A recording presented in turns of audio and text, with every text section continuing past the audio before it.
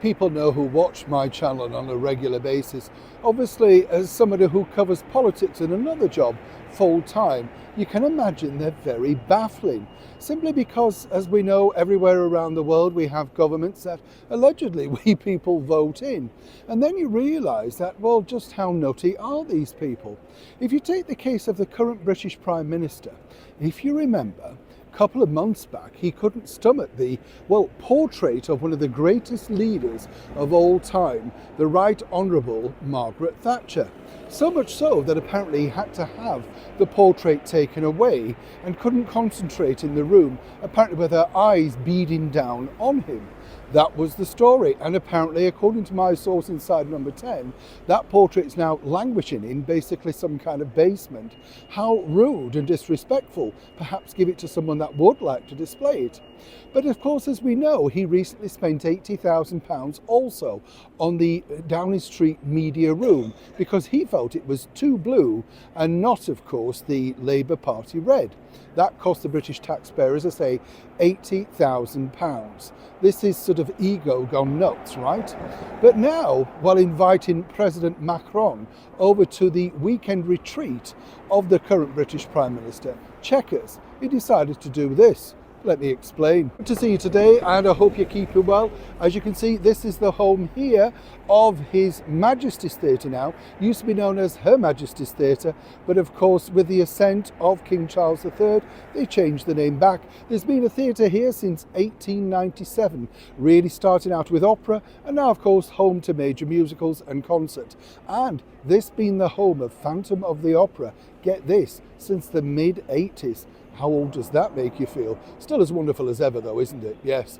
I love the fact when Dame Edna Everage was on a chat show with the brilliant Andrew Lloyd Webber, he accused him of turning up with a mask and then realised he'd just come with his own face. That was Dame Edna, wasn't it? What a brilliant comedian. And Andrew took it in good spirits. If you are coming to London, I would definitely still recommend Phantom of the Opera if you've never seen it. A wonderful musical. Let's get back, of course, to your story of the day. This happened at Chequers. Yes, the British Prime Minister, of course, weekend retreat home. Yes, all staffed and heated by the British taxpayer. And a gift many years ago as somewhere for the, person in charge to take a bit of a break away from all the demands of living in the centre of London, if we could only be that lucky, eh?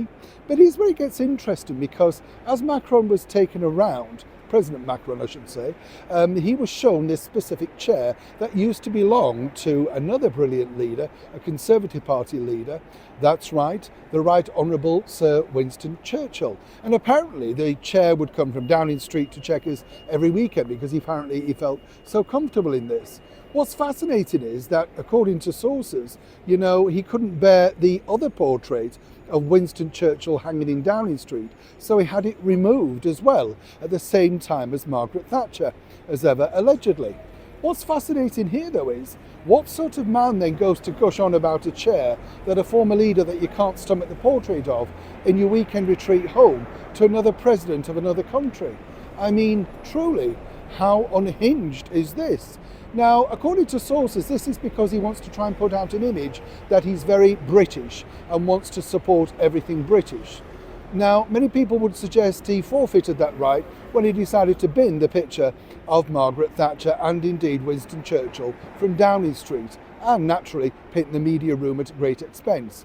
But either way, it gave him something to talk about with the President of France. And more importantly, according to my source, President Macron was very much enamoured with none other than the late and brilliant Winston Churchill. I wonder how that went down.